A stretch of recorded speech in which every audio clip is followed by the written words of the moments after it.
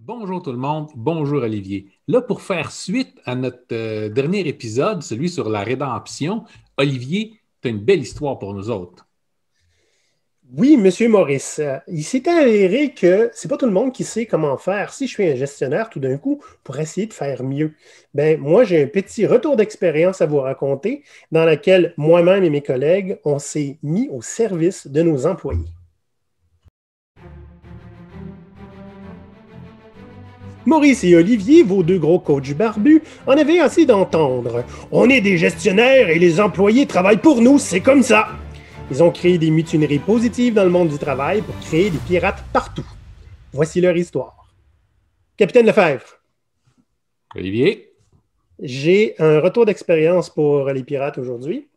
C'est une histoire que j'ai bien aimé raconter en conférence quelquefois. Ça plaît beaucoup, cette histoire-là. Puis, ben, vous allez comprendre pourquoi. Il s'agit de gestionnaires qui se mettent au service des employés. Donc, tous ceux qui ont déjà été employés aiment beaucoup, beaucoup cette histoire-là. Ah, pas encore. Il me semble que Ah, ça fait 10 fois que je l'entends. t'as juste à arrêter de te tenir avec moi, Maurice. Mais avant de commencer, là, on va tout de suite passer les affaires plates. OK? Si vous êtes sur Apple Podcast, là, allez nous donner un review. On sait que vous aimez ce qu'on fait, sinon vous ne serez pas ici. Donc, allez nous donner une petite critique, puis nous, ben, en échange, on va vous raconter notre histoire. Si vous êtes sur YouTube, cliquez like sur les vidéos et cliquez sur la cloche pour recevoir les mises à jour. Maintenant que les platitudes sont faites, Maurice, partons. C'était une histoire, OK, ça se passe à peu près en 2018, 2017-2018. J'étais embauché comme gestionnaire la compagnie Marine Presse du Canada qui s'appelle aujourd'hui OneOcean. On était 5 gestionnaires dans le département de développement logiciel. Et puis après une couple de mois, le vice-président nous book un après-midi complet dans une salle, ce qui est quand même pas banal, là. Je veux dire, des fois, on se dit, c'est-tu parce que ça va bien? C'est-tu parce que ça va mal? Il dit, non, non, ça va bien. Je veux jaser avec vous autres. Donc, les vice-présidents, dans le fond, ce qu'ils avaient en tête, c'est qu'ils trouvaient que chacun leur expertise, c'est moi, je gérais les développeurs, il y en a un autre qui gérait le support technique, il y en a un autre qui gérait, tu sais. Fait qu'on avait chacun notre champ d'expertise. Il avait peur, puis il voyait qu'il y avait des choses qui tombaient entre deux chaises. Tu sais. Quand il y en a un qui n'est pas là, les autres ne peuvent pas reprendre le reste. On a déjà parlé de ça, hein, l'espèce de redondance qui est Oui, oui, nécessaire, oui. etc. Donc, il voulait essentiellement puis je vais le faire physiquement, qu'on enlève nos chapeaux de gestionnaire, qu'on s'assoit, qu'on passe l'après-midi dans une salle de conférence, puis qu'on regarde comment on peut faire les choses autrement. OK?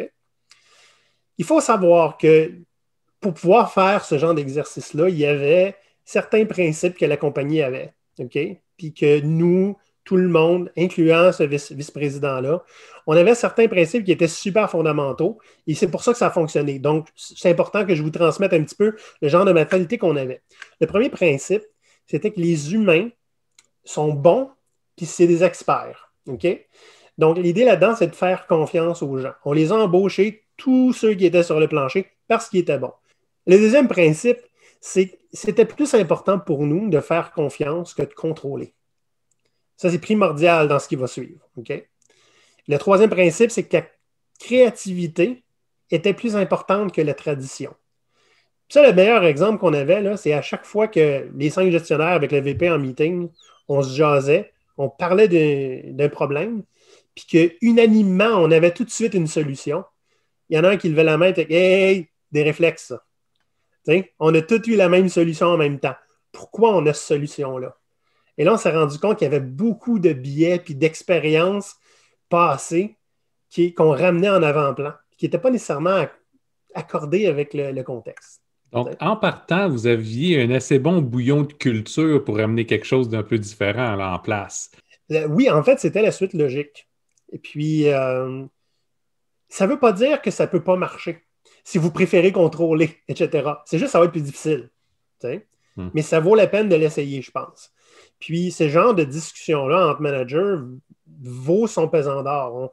Combien de fois on s'assied avec nos collègues pour se demander la manière qu'on travaille, c'est-tu la bonne manière? T'sais. Fait Ouais, que nous, on faisait ça régulièrement. c'est une bonne habitude. Oui, absolument. Puis, tu sais, des fois, on s'est rendu compte qu'on ne le sait pas. C'est peut-être pas nous autres qui avons la réponse. Puis qu'on l'a demandé aux équipes. La manière qu'on travaille avec vous autres, c'est-tu la bonne? OK?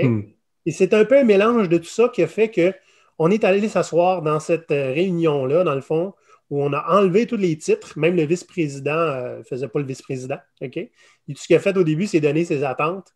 Puis, voici ce qui est arrivé. La première chose, c'est qu'on en demandait beaucoup aux équipes. OK? Ils étaient très autonomes et ils livraient bien. Donc, on se permettait d'être un peu exigeant. On leur donnait aussi le droit de dire non. OK? Quand on est trop exigeant, pas juste non. Non, mais je dis non à ton truc, mais j'ai une meilleure solution. T'sais? Ou oui, mais on ne pourra pas livrer cette affaire-là que tu nous poses dans le derrière depuis 3 semaines parce que là, tu viens de me demander quelque chose d'autre. T'sais? On avait ce genre de discussion dynamique et fluide-là. Ah, c'est bon, ça. Ouais. Là, maintenant, la discussion, c'était à savoir qu'est-ce qui arrive si, pour raison X, il y en a un qui est malade, l'autre, ben, on ne va pas prendre le réflexe nécessairement de reprendre le travail du deuxième, etc. Donc, c'était vraiment, on essaie de ne pas être des silos, t'sais? Même si on était des gestionnaires dédiés à une expertise en particulier. Fait que l'exercice qui a émergé de ça, ça ne s'est pas fait, on n'avait pas un plan, là, c'est ce qui est arrivé. On a écrit sur un tableau blanc, en fait 2 tableaux blancs, ça a pris beaucoup de place, tout ce qui doit être fait dans notre département. Okay? Que ce soit recruter, accueillir des nouveaux, les évaluations de performance, le feedback, les mises en production, la documentation, tout ce qui doit être fait. Et on a simplement décidé d'enlever les rôles qui étaient associés à ça. Fait que, automatiquement, ben, tout ce qui était développement, c'était moi. Okay? Donc là, on l'a simplement mis sur le tableau. Puis, c'est magique ce qui est arrivé. On s'est demandé pourquoi c'est pas celui que ça l'intéresse le plus qui fait quelque chose. Par exemple, moi, j'aimais beaucoup le recrutement. Fait que je me suis dit, ben, je peux m'occuper des entrevues. Pas de faire les entrevues, de m'assurer qu'elles arrivent. Ah, ça, c'est bien. Ça, c'est intéressant, tabarnouche. Fait que, il y a une règle qui a émergé de ça. Okay? C'est-à-dire, la personne qui prend quelque chose, c'est le champion d'eux, mais ce n'est pas nécessairement lui qui fait. Fait qu'on s'est porté volontaire pour être les champions d'un paquet d'affaires. Okay? Bien naturellement, le manager des designers était le champion que les designers soient designers. Moi, j'ai pris le championnat de m'assurer que les développeurs faisaient le développement. Mais il est arrivé des choses comme, par exemple, moi, le développement du leadership, je l'ai mis là parce que je trouvais que c'était important. Je l'ai pris, mais j'étais en compétition avec 2 autres. Oh! Comprends-tu? Puis c'est qu'est-ce qu'ils ont fait? Ils ont dit, tu sais quoi? Ce qu'on va faire, c'est qu'il va y avoir un champion puis il va y avoir un backup pour être sûr que ça ne se passe pas dans un vacuum. Donc, tous les éléments qui étaient au tableau, toutes les choses qui devaient arriver, ont trouvé un preneur principal, sauf une affaire. Le pauvre petit enfant pauvre, c'était la certification ISO. Oh. Personne ne s'attendait de faire ça. Mais tu sais quoi? Celui qui avait pris le moins de choses a dit, je vais m'en occuper, ça arrive une fois par année, puis je n'ai jamais fait je vais apprendre. Et la plupart des sujets avaient des backups aussi. Donc, si jamais, pour une raison X, développement leadership, je n'étais pas là, quelqu'un d'autre pouvait le faire. Et la troisième règle, si tu veux, qu'on s'est donnée, c'est que tout ce qui doit arriver, si on doit faire quoi que ce soit qui est stratégique, prendre une décision, on le fait avec au moins 3 des 5 gestionnaires. Et ceux qui sont en backup en priorité. Ça veut dire qu'il n'y a aucune décision qui se faisait dans le département sans qu'il y ait au moins 2 autres voix qui étaient intéressées à ce sujet-là. Qui est un truc qu'on donne assez régulièrement sur comment prendre une décision sans avoir à aller demander la permission. Et voilà. La petite relation triadique, là, c'est une forme de ça. Si tu n'es pas certain, demande à 2 personnes qui vont être affectées. Puis si personne t'a challengé, c'est probablement une bonne décision. Et l'idée, nous, c'est de faire n'importe quel travail qui allait affecter les équipes en dessous. Même si j'étais le gestionnaire de ma propre équipe, j'avais le gestionnaire de 2 autres équipes qui m'aidaient à le faire. Fait qu'il y avait une espèce de front commun, même si moi, en tant que gestionnaire de développeurs, je faisais certaines choses à ma façon. Je m'étais fait challenger par les autres. T'sais? Puis, on s'entendait, on avait tous les mêmes objectifs. Donc, ça nous a vraiment aidé à pouvoir les atteindre parce qu'on ne faisait pas tout seul. Ça, c'est un exercice qui était super intéressant pour un paquet de raisons. Mais d'abord, j'ai touché à tellement de choses que je n'avais jamais touché avant. Oui, au fond, vous avez diminué vos risques, augmenté votre apprentissage, augmenté votre polyvalence. Et c'est quelque chose. Puis, j'ai tellement touché à des affaires que je n'avais jamais touché. Puis, le résultat de ça, by the way, c'était on s'est débarrassé de nos descriptions de tâches, là. Mhm. Il n'y avait personne qui avait des tâches là-dedans. On était simplement responsable, puis c'était important. On était responsable et imputable que toutes les choses pour lesquelles on s'est porté volontaire arrivaient. OK? S'ils n'arrivaient pas, il allait voir le champion, puis clairement, il était imputable, puis les deux autres backups aussi, by the way. Donc, ça, c'était pour nous un gros, gros changement de cap. Parce qu'on était habitué au traditionnel. Moi, je suis gestionnaire des développeurs, je gère les développeurs dans mon silo, puis peu importe ce qui arrive, c'est ma faute. Là, c'est la faute des 5 gestionnaires. T'sais? C'est la responsabilité des 5 aussi. J'ai une question pour vous autres. Ouais, vas-y. Avez-vous commencé à avoir vos évaluations annuelles en tant que groupe à ce moment-là ou vous n'êtes pas rendu jusque-là? Tu veux dire, nous, en tant que gestionnaire? Oui, parce que là, vous formiez vous formiez une vraie équipe, là, OK? On parle d'une équipe qui va se partager les responsabilités, mais qui vont ensemble être imputables de ces responsabilités-là, qui vont travailler ensemble, se challenger les uns les autres, Ouais. puis fournir des résultats ensemble. Très vrai. Pour pouvoir expliquer bien ça aux équipes, ce qui se passait, on a décidé simplement de créer une escouade. Hein? Souvent, on voit ça là, en développement logiciel, une squad. Okay? En français, c'est une squad. On s'est dit, notre travail maintenant, au lieu d'être le monde en haut de vous autres puis vous dire quoi faire, vous avez des objectifs et nous, on va être une escouade au service de vos escouades. Puis notre travail, ça va être de vous donner ce que vous avez besoin pour réussir. Fait que si, par exemple, ils nous ont dit à un moment donné, c'est un peu questionnable, mais c'est raisonnable pour le contexte, on a besoin de plus de loops de feedback. Bon, on aurait juste pu dire, donnez-vous-en du feedback. Ils voulaient qu'on organise ça pour eux. Pour eux autres, c'était compliqué d'organiser ça. Fait qu'on l'a fait. Tu comprends-tu? Et ça a fait partie justement de nos évaluations, qui étaient à l'époque pas exactement annuelles, c'était un amalgame de 12 discussions individuellement. OK? Quand je rencontrais mes développeurs une fois par mois, je prenais des notes et à la fin de l'année, la review annuelle représentait les 12 discussions qu'on a eues. Il n'y avait pas de surprise. Mais effectivement, on a fait aussi des feedbacks ou des évaluations de squad. C'est là que j'en viens à répondre à ta question. C'est que les escouades se donnaient du feedback l'une à l'autre. Comment la communication passe de chaque côté. Est-ce qu'ils nous donnent tout ce qu'on a besoin? Est-ce qu'on leur donne tout ce qu'ils ont besoin? Puis, ils nous ont évalué, les escouades ont évalué notre propre escouade aussi là-dessus. Ils se sont rendus compte qu'ils ne comprenaient pas exactement ce qu'on faisait. Parce qu'on faisait un peu de tout. Donc, il a fallu qu'on rende ça clair que notre objectif à nous là, est 100% relié au vôtre, qui est 100% relié à celui de l'entreprise. Fait qu'eux autres, il y avait une vision sur pas trop claire sur 9 mois, un peu plus claire sur 6 mois, puis très claire sur 3 mois. Parce qu'on savait que ça pouvait changer. Fait que sur 3 mois, les autres faisaient un travail qui était essentiel et clair, puis notre job, c'était de les prendre pendant ces 3 mois-là, mais nous assurer que c'était leur succès. On était une équipe de support. C'est juste qu'on avait le pouvoir de le faire. Tout ce qui était bureaucratique et ce qui les empêchait d'avancer, nous, on avait le pouvoir d'aller bouger ça. Donc, c'était quand même une super belle expérience.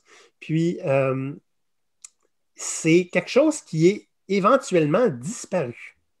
Oh, pourquoi? Pour plein de raisons, plein de gros chamboulements, un déménagement de bureau qui a été super intense, des départs, et finalement, on s'est retrouvé 3 au lieu de 5. Puis, à la place, c'est ce qu'on a fait. On a fait une triade de gestionnaires qui est un peu la même chose. Pour le côté, on était tous un petit peu devenus gestionnaires de tout le monde. Question humain, genre, et contrat de travail, c'était moi. Question technique, c'était un autre. Puis question produit, c'était un autre. On va essayer une autre formule, dans le fond. Mais quand on a réduit la squad à 3 personnes, puis chacun avait un petit peu son expertise de ce qu'il préférait parler. Mm-hmm. Fait que si on voulait développement personnel, c'était moi. Développement technique, c'était l'autre. Développement de produit, c'était le 3e. C'était une autre formule qui était intéressante, mais pas autant que celle qu'on vient de parler. OK. Disons que moi, je suis dans une entreprise traditionnelle, puis Ouais. j'ai envie de mettre ça en place. C'est quoi les 3 conseils que tu pourrais me donner?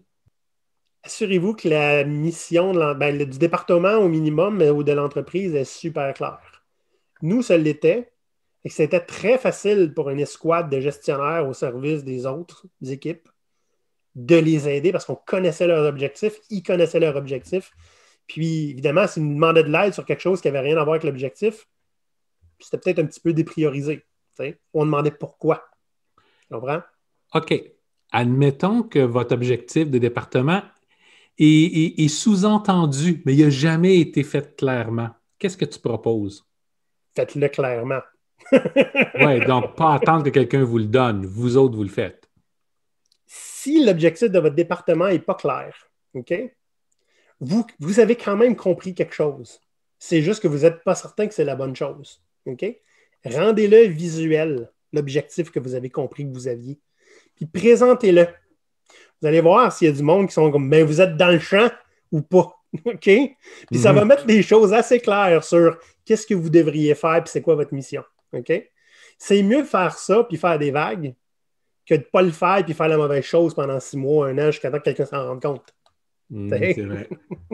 Ton deuxième conseil. Ouais. Vous savez, ce genre de dynamique-là, elle a émergé un petit peu tout seul. C'est-à-dire que ce n'est pas le gestionnaire qui a dit maintenant on va collaborer puis le kit. On le faisait déjà un peu. OK? Allez aider le gestionnaire d'à côté, là, si vous êtes un gestionnaire, ce n'est pas un crime. OK? Puis vous devriez le faire. Puis vous devriez aussi demander de l'aide quand vous en avez besoin. Parce que, je veux dire, on n'arrête pas de crier comme gestionnaire qu'on a des silos dans nos équipes, puis on est très bon pour en être un, nous autres aussi, comme gestionnaire. Ah oui. Donc, comprendre ce que l'autre fait, puis les interdépendances là, d'un département à l'autre ou d'une équipe à l'autre, c'est primordial. OK? Puis à un moment donné, le vous puis le nous, là, ça ne tient plus. Je veux dire, on n'arrête pas de dire à nos équipes de ne pas dire vous puis nous. Hein? Entre des expertises, entre le QA et le développeur, puis ça serait important qu'en département, il faut qu'on se rende compte que si la compagnie se plante, c'est la faute de tout le monde, tous les départements, souvent. T'sais. Ou si c'est un département qui n'a pas été inclus, il va en souffrir quand même. Absolument. T'sais. Donc, tant qu'à moi, là, c'est une grosse partie de la job d'un gestionnaire, c'est de comprendre l'impact que ton travail a sur les autres équipes et vice-versa. Puis comment est-ce qu'on peut le mieux les aider? Et oui, ça fait plus de job des fois. Mais après ça, on roule mieux. T'sais? Puis ton troisième conseil. Troisième conseil que je vous donnerais, c'est assurez-vous, je veux dire, si vous voulez aider vos équipes, il faut que vous compreniez c'est quoi leurs besoins. OK? Ces besoins-là doivent être discutés d'une manière régulière. Là, OK? C'est sûr que, bon, le matin, des fois, on fait des petites mises à jour, des scrums, des daily. J'ai un bloquant, vous l'entendez, vous le faites, vous allez le régler, c'est fini. Mais il y a des choses, des fois, qui sont sous-jacentes et qui sont simplement acceptées par tout le monde. C'est un irritant qui est mur à mur. OK?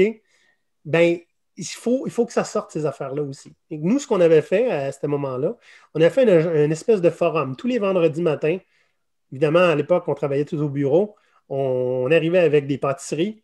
Puis, c'est là qu'on racontait nos bons coups et nos mauvais coups. Fait que toutes les équipes allaient discuter de pourquoi ils en arrachent en ce moment, comment est-ce qu'on peut les aider.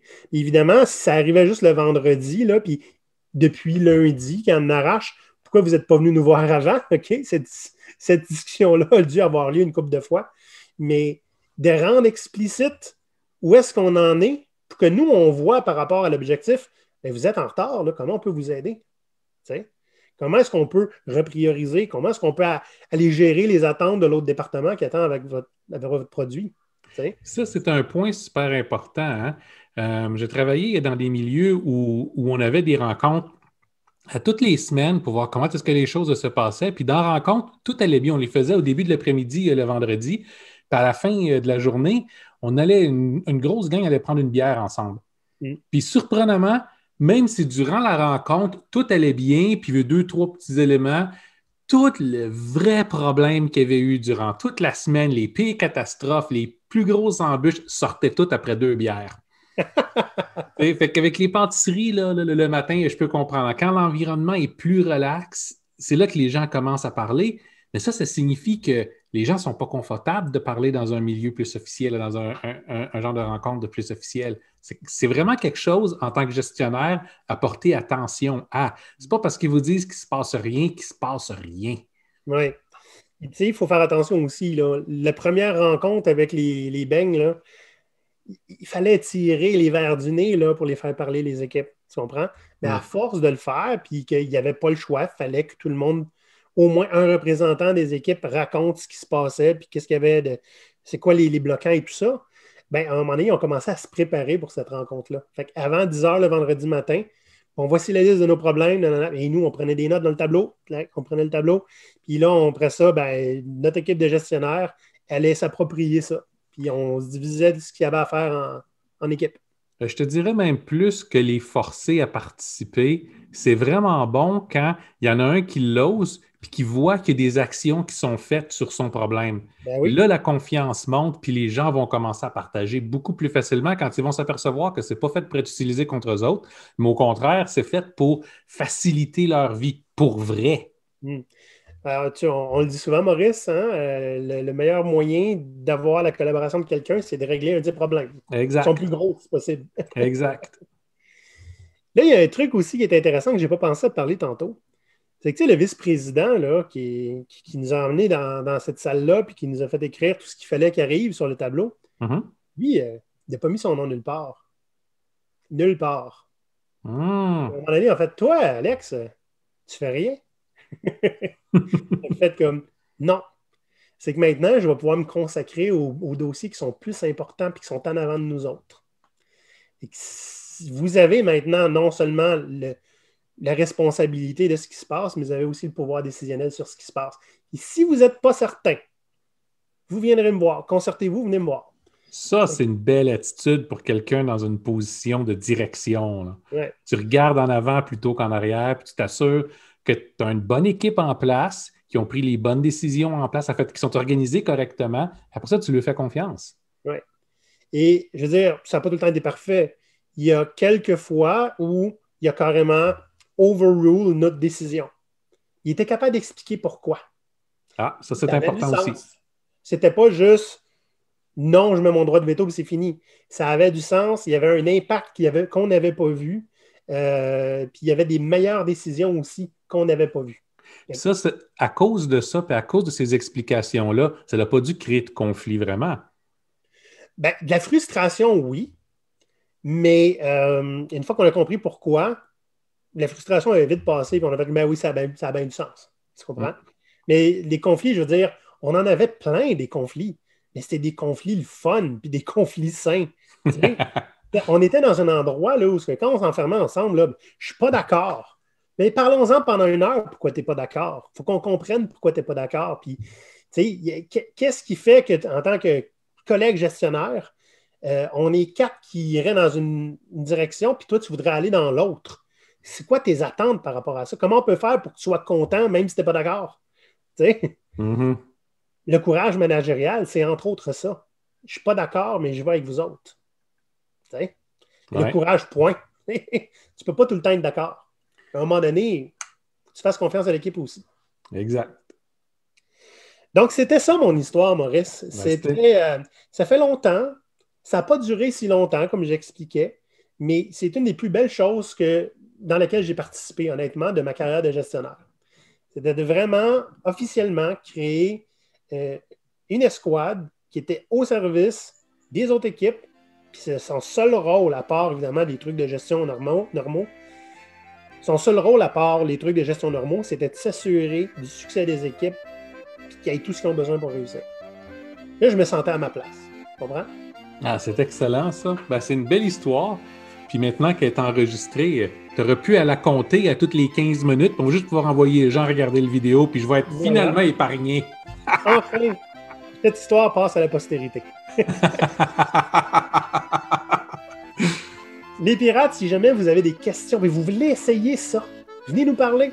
On peut vous aider à faire ça. Puis on a une formule maintenant qu'on a développée avec vos pirates qui ressemble étrangement à ça, en fait. Oui, ça fait partie de notre mission. On est là pour ça, là. On est là pour vous aider. Oui. Donc, vous pouvez nous écrire. Notre courriel, c'est ahoy, A-H-O-Y, @gopirate.com. pirate avec un Y, comme toujours.